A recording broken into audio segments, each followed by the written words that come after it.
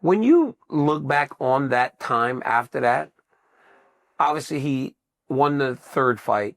Do you think that uh, did it shake you?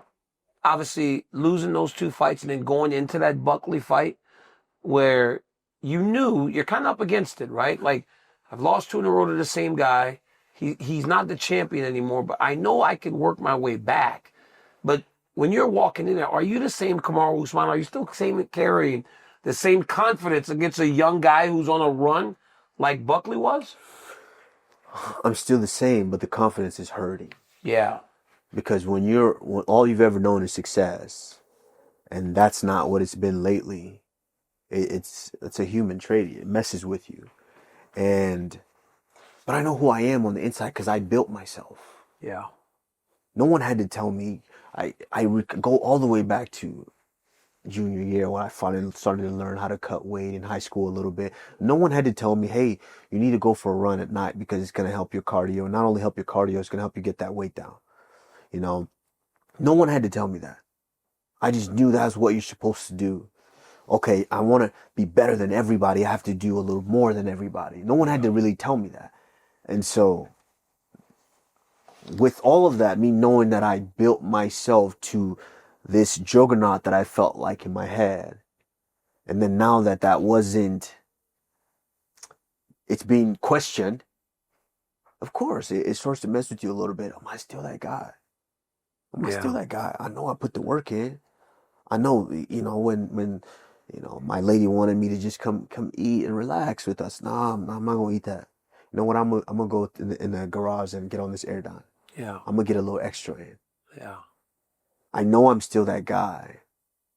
But yeah, you start to kind of question it. Like, man. And then not only that, UFC, we love to do promos. We know the promos. They going to show you the highlights of this dude knocking someone's head off. Yep. Over and over and over and over, to where it starts to kind of drive that doubt even deeper and deeper and deeper. But I just had to have solace in knowing that, hey, whatever happens, happens. Is that why you were so emotional after the win? Because it touched me. It made my heart flutter when you were sitting at the press conference post-fight and you kind of broke down, like, in terms of, it was almost like a relief. DC, man, we know when it's like to be in a funk. Yeah. We know that. And like I said, I'm spiritual enough now to where, and even Volk said this, like, adversity is a blessing. It is, as much as we hate it, as much of an annoyance as it is for us, adversity is a blessing. Having the ability to have things, whether positive or negative, happen to you, that's a blessing. Because now you get to feel something. There's some people who can't feel any of that.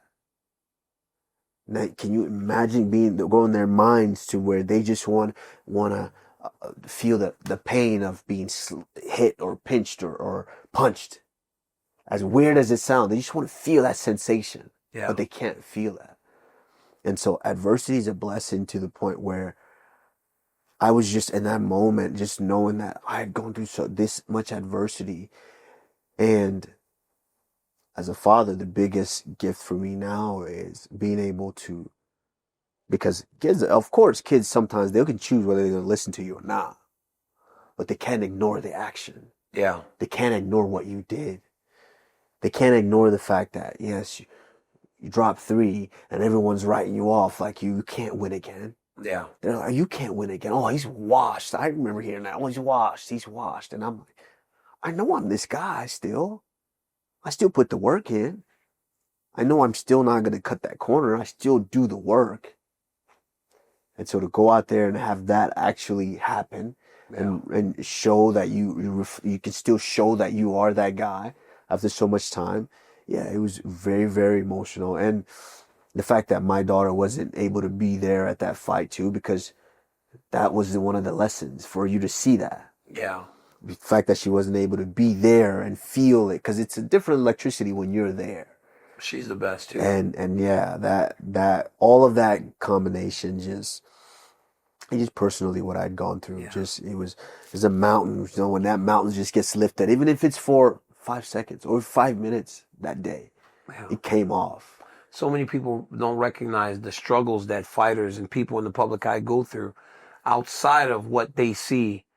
They can appreciate whenever they see a guy like you, so strong on the outside, really open himself up in a way that most aren't used to seeing. But do you miss that? I mean, there's something to having that, right? That constantly in fight mode, knowing that there's essentially danger at every turn because you are the guy with the target on your back. You are the guy that's holding on to that championship belt that so many people covet. I do miss it in a sense, but I don't miss it I don't miss it at the same time because I understand now that I can turn it on and off. I'm not completely done to where I'm like, okay, I'm never going to feel that again. Yeah. But I do understand that, okay, I know how to turn that on. But isn't that even a harder balancing act? Being that you are still active, right? But you are a guy that recognizes I'm closer to the end than I am to the beginning. Right? But I do want to still live in that battle where I know I can still be a world champion, but I also now have this family and my life is so different around me. It's harder in the sense of, as the competitor, wanting to make my way there and getting there. We only knew one way. DC, we knew that one way was the only way I could truly measure success, or the one thing I could really accredit to success is consistent work. And that consistent work is the one way I can go, you know what? It's because I was doing this consistently all the time. I was locked in. That's what got me here.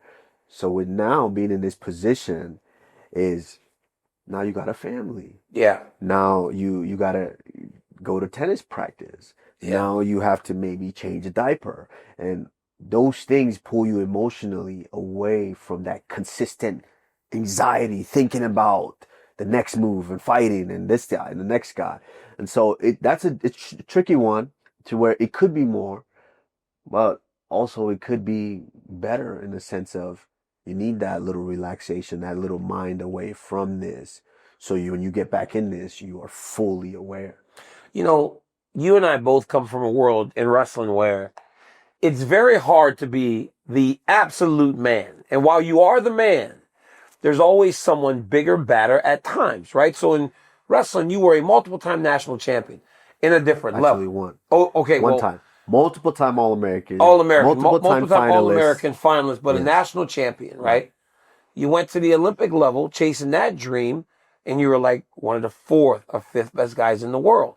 So I said in the intro, a little bit of an overlooked wrestler.